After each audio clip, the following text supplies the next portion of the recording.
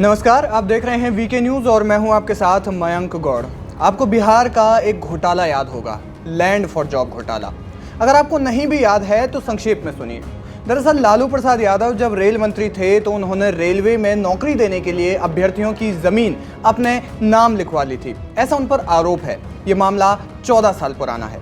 अब ऐसा ही एक मामला पश्चिम बंगाल से सामने आया है। ये मामला है कैश फॉर जॉब घोटाला। जी हाँ, कैश फॉर जॉब घोटाले का नाम सुनकर ही आप समझ गए होंगे कि ये मामला क्या है। इस मामले में हर एक नौकरी के लिए रेट फिक्स है।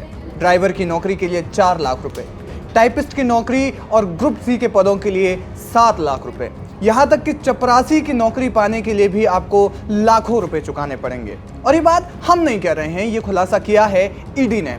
देश में होने वाले लोकसभा चुनावों से पहले ईडी ने एक बड़ा खुलासा किया है। बंगाल में हुए शिक्षक भर्ती घोटाले का मामला अभी शांत भी नहीं हुआ था कि ईडी ने इस नए मामले का खुलासा कर दिया है।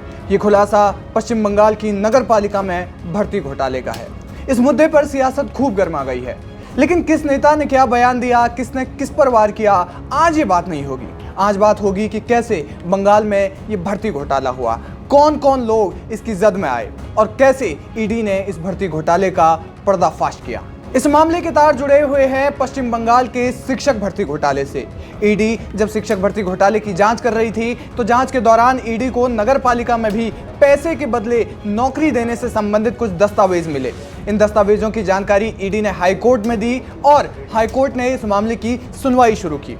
ईडी ने इस मामले में याचिका दायर करते हुए कहा कि राज्य के अलग अलग नगर पालिकाओं में पैसे लेकर भर्ती के मामले सामने आ रहे हैं, इसकी स्वतंत्र जांच करने का आदेश दिया जाए। हाईकोर्ट में जस्टिस अभिजीत बैनर्जी की बेंच ने इस मामले में ईडी को जांच के आदेश दे दिए। इसके बाद पश्चिम बंगाल सरकार ने हाईकोर्ट की डबल बेंच में इस आदेश को चुनौती दी।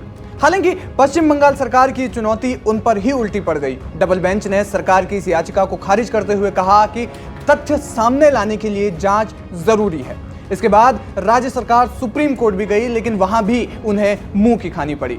इसके बाद ईडी ने मामले में जांच शुरू की। जांच में जानकारी सामने आई कि राज्य के विभिन्न शहरी नागरिक निकायों यानी कि नगर पालिकाओं में विभिन्न पदों के लिए कम से कम 1500 व्यक्तियों को पैसे के बदले अवैध रूप से भर्ती किया गया था। ईडी इस केस में मनी लॉन्ड्रिंग के एंगल से जांच कर रही है। अब जानते हैं कि इस मामले का खुलासा कैसे हुआ।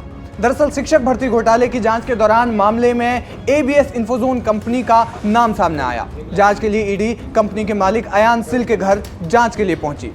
एबीएस इंफोजोन एजेंसी राज्य में विभिन्न नगर पालिकाओं द्वारा भर्ती प्रक्रिया आयोजित करने के लिए आउटसोर्स की गई थी। जाहिर है कि इसे सरकार ने ही किया था।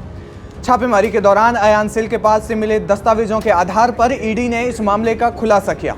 ईडी सूत्रों का कहना था कि जो दस्तावेज मिले उनमें मध्यग्राम नगर पालिका के चेयरमैन रथिन घोष का भी नाम था, जो पश्चिम बंगाल सरकार में खाद्य मंत्री हैं। अब बताया जा रहा है कि अभी तक जो दस्तावेज मिले हैं उसमें एक रेट कार्ड भी है, जिसमें कई भर्तियों के लिए रेट तय किए गए हैं। जैसे टाइपिस्ट और ग्रुप सी क्लर्क के पदों के लिए 6.5 से 7 लाख रुपए के बीच थी। इसके अलावा ग्रुप डी क्लर्क के पदों के लिए करीब 5 लाख रुपए तय किए गए थे और इसके अलावा इन सभी पदों पर नियुक्ति एक आउटसोर्स एजेंसी के जरिए की गई थी। अब इस खबर के आखिरी सवाल पर आते हैं कि भर्ती घोटाले की जांच के दौरान किन नेताओं का नाम सामने आया। बताया जा रहा है कि जांच के दौरान ईडी ने 14 ठिकानों पर एक साथ छापेमारी की।